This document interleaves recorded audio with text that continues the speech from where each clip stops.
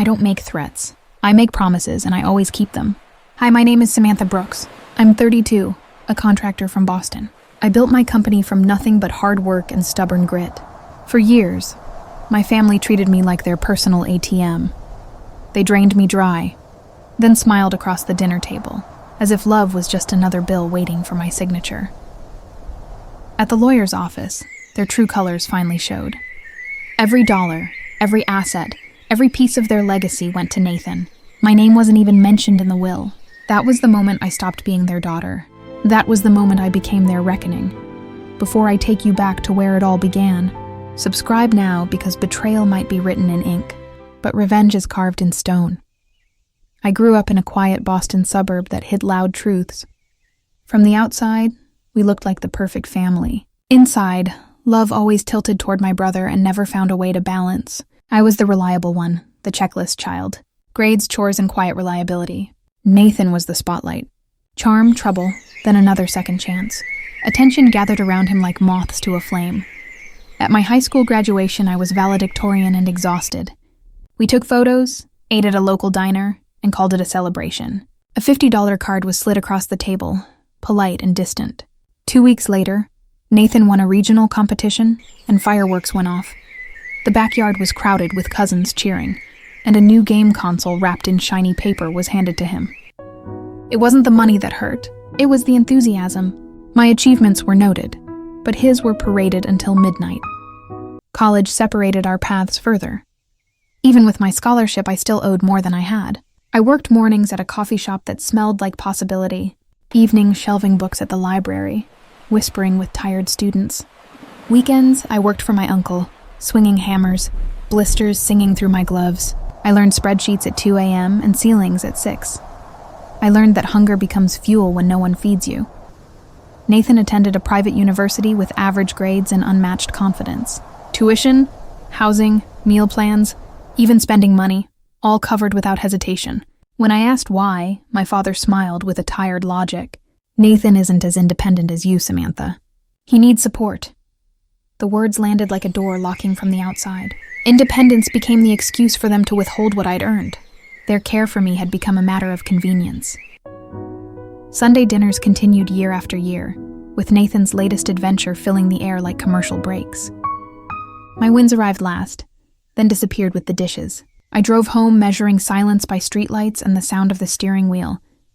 Have you ever faced something like this? Tell me in the comments. I didn't need their money. I needed fairness, and I never got it. I built Brooks Contracting from leftovers and stubborn mornings. My first office was a sublease above a bait shop, dust drifting through the blinds like slow snow I couldn't afford. I slept on a mattress rolled behind filing cabinets.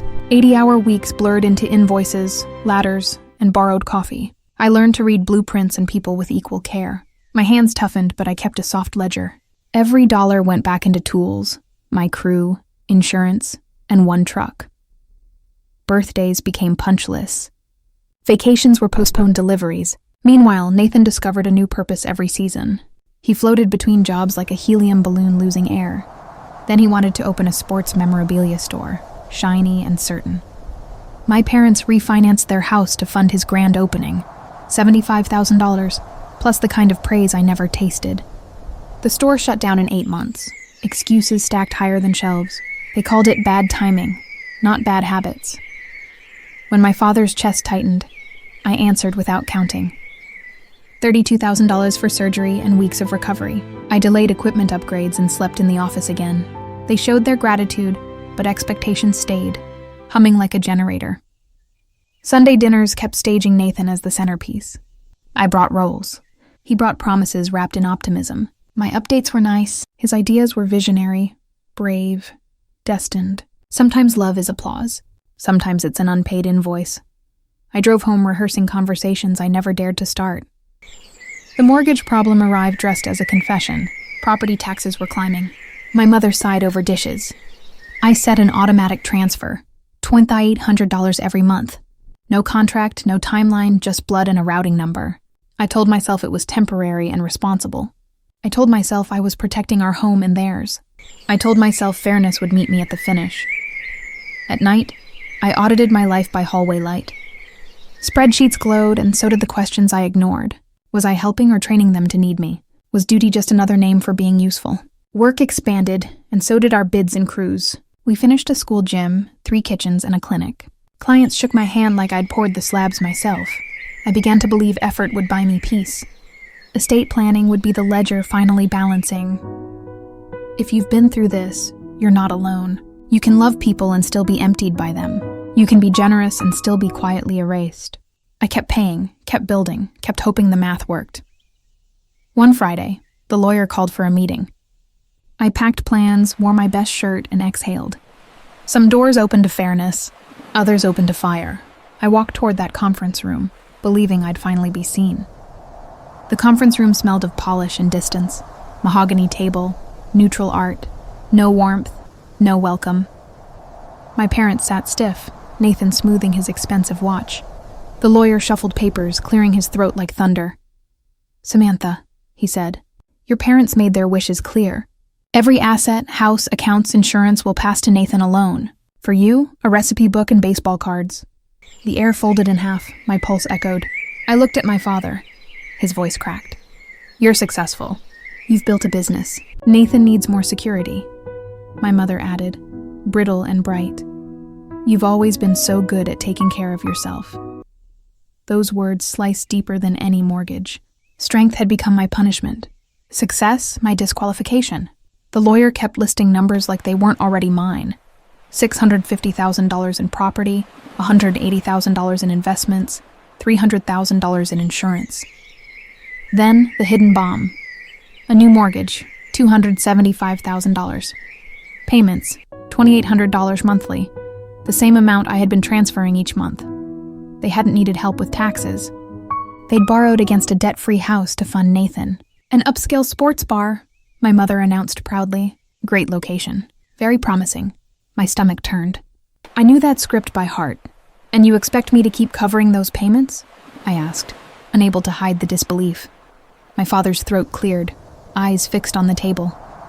"We would appreciate your continued support during this transition." Support? They had rebranded betrayal as gratitude. They had weaponized my love into their business plan. Nathan finally spoke, rolling his eyes like I was being dramatic. "It's not like you need their money." The sentence landed like glass shattering in my chest. Every sacrifice, every transfer erased as if it never mattered. They didn't see me. They saw an ATM with lungs. I stood slowly, jacket on my arm, voice flat. "Thank you for your time, Mr. Wilson." My parents called after me, desperate, commanding. "Sunday dinner," they said. "Family discussion," they said. But family had left the room long before I did. The elevator hummed as I descended while my phone buzzed. Texts from my mother, my father, Nathan's silence. I stared at the screen until my reflection blurred. This wasn't grief for money. It was grief for recognition that never arrived. Betrayal isn't always loud. Sometimes it wears your last name and smiles. That day I stopped being their provider and started being their reckoning. I drove home and canceled every transfer without trembling. 2 clicks, and the pipeline to their plans ran dry. My mother texted, "Mortgage is due." I replied, "Not mine." Then silenced the thread. At 9:17 a.m., calls stacked like falling bricks. From Dad, "Call immediately. This is unacceptable." From Mom, "Bank error. Please fix before 5. From Nathan, nothing. Just entitlement humming in absence. I opened a clean spreadsheet and built a ledger. Line by line, I wrote my history in numbers. Nathan's tuition support, $14,000. Dad's surgery and recovery, $32,475. Home repairs, $2,500. Emergency bailouts, almost $15,000 scattered like broken promises. Monthly transfers across years, $90,000 plus ones. I called Margaret. My financial advisor, and locked down assets. Retainers paid, accounts insulated, both personal and business clearly ring-fenced. I called Sarah, an attorney friend, and described the harassment. "Document everything," she said. "Consider a restraining order if needed." Then I called my parents from my office phone. "Transfers are canceled," I said. "Boundaries are in place." Dad's answer arrived sharp as a slammed door. "This childish behavior stops now. You have responsibilities." "I already fulfilled them 10 times over," I said. I listed the totals. He called them exaggerations. Gaslighting tried to rewrite math. Math refused to move. The campaign escalated sideways and below the belt. My mother phoned colleagues, hinting I was unstable, overspent, overwhelmed. Michael from another firm warned me over beers. She weaponized worry to corrode your credibility at work. They didn't realize I'd already welded my reputation in steel. I drafted a concise timeline with receipts and statements. I shared it selectively with the extended family. Aunt Emma read it twice, then called everyone else. Narrative corrected. She texted me a one-woman newsroom. Cousins stopped parroting pity and started asking hard questions. Without secrecy, manipulation withered under plain daylight. Meanwhile, the mortgage clock kept its indifferent rhythm. 2 missed payments triggered formal bank notices. Nathan's sports bar sputtered on half-empty nights. He took a part-time job and tasted consequence. My parents ambushed me at a job site. Tears, threats, guilt. The entire family repertoire spilled out. I didn't perform this time. I set a boundary. Leave my workplace or I'll call security, I said. They left, stunned by the door that finally closed. That evening, I printed the ledger and signed it. Notarized truth, stamped and dated for the inevitable narrative war. I folded fear into a small, silent square. Then I filed it where I keep unprofitable tools. Have you ever faced coordinated guilt dressed as concern? Tell me in the comments. You're not alone here. I slept through the first quiet night in years. Silence didn't accuse me. Silence congratulated me for staying. I had stopped their pipeline and started rebuilding my life on bedrock. Months passed before their letters replaced shouting. My father's handwriting, rigid and careful, filled a white page. He admitted what I had carried, what they had ignored. For years we expected too much and gave too little. Your anger is justified. We are sorry. For the first time, an apology arrived without an invoice attached. They sold the house, downsized, and learned to budget. My mother took a modest job at an elementary school. My father consulted part-time, humbled and quieter. Nathan tasted failure, then structure, and finally responsibility. Life forced them into the adulthood they had delayed. I didn't rush forgiveness. I let it arrive slowly, like cautious spring after bitter winters. Coffee with Dad became weekly. My mother learned how to ask, not demand. Nathan admitted jealousy, resentment, and the truth of entitlement. Meanwhile, I built more than contracts and payrolls. I built a life with Lucas, steady and sincere. He loved me for myself, not for what I carried. Our wedding was small, honest, and unburdened. My parents attended, not as creditors, but as family. Forgiveness didn't erase boundaries. It planted them firmly, visible and respected. I chose to give a down payment for their condo. Not duty, not obligation, but a gift I wanted to give. This time, gratitude replaced entitlement. Have you ever faced something like this? Tell me in the comments. If you have, you're not alone. The lesson carved itself deep. Strength isn't punishment, and love isn't a balance sheet. I am not valuable because I provide. I am valuable because I am here. I walked away as their provider and returned as myself, unshaken.